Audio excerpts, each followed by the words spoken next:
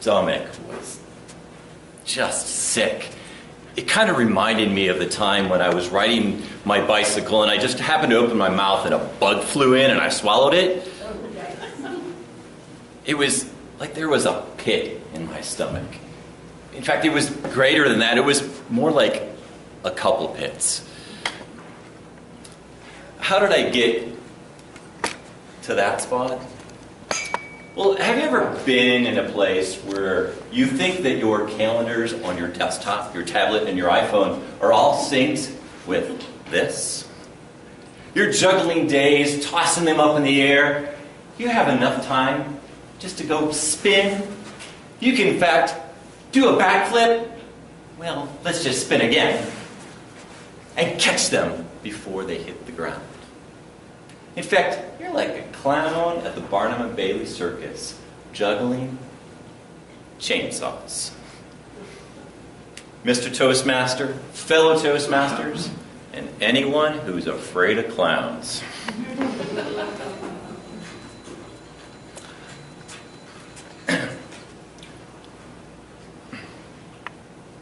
Sorry, my camera's going off and I'm confused by it. The day was June 30th. I was sitting in my office working on my SMART goals because I had a lot of things to do over the next couple of weeks. I was pausing and just relishing in how much time I had. I only paused for a little bit because that's all the time that I'd allocated. Next thing on my list, check my email. All right. Ooh, this headline looks pretty neat. Very well written, succinct, and to the point. The C3 Toastmasters of Hillsdale invite you to their charter party on Thursday, July 10th from 5:30 to 7. Cool. I already have it down. I am speaking there, by the way.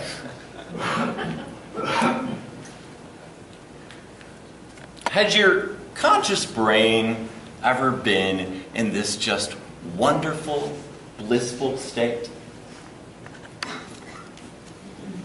While your subconscious brain is going, warning, warning, warning, Will Robinson, danger, danger, danger. Your conscious brain, happy. Your subconscious brain, wake up! It is at this moment that you realize that something has happened that you cannot control. And that you move quickly into what we call here at Toastmasters, the 6 stages of grief.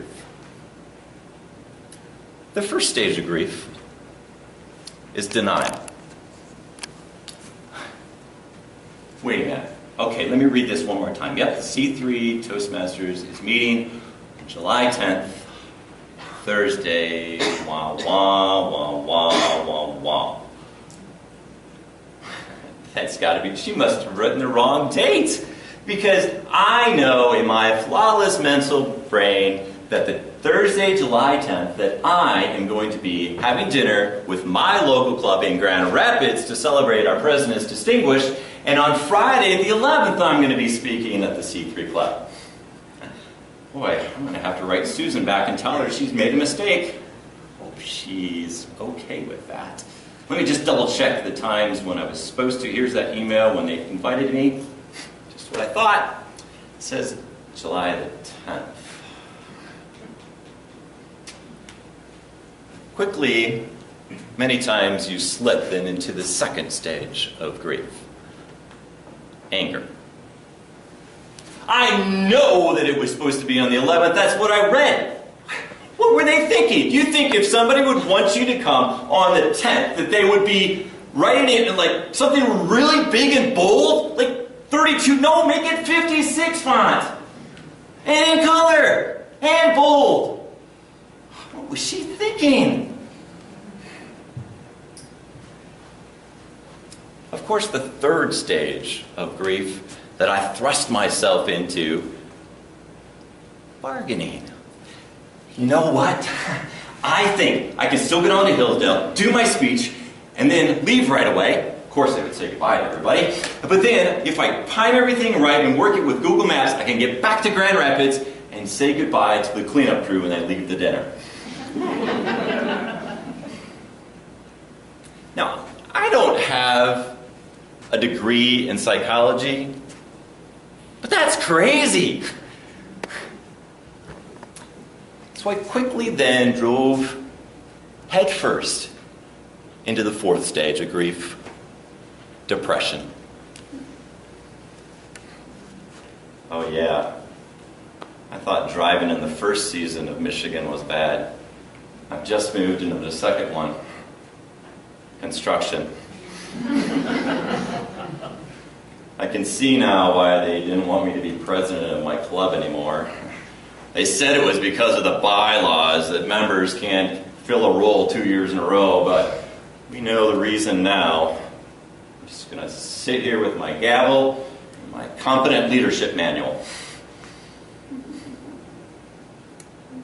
It's at this point, ladies and gentlemen, that many a times you have to go into the fifth stage of grief, acceptance.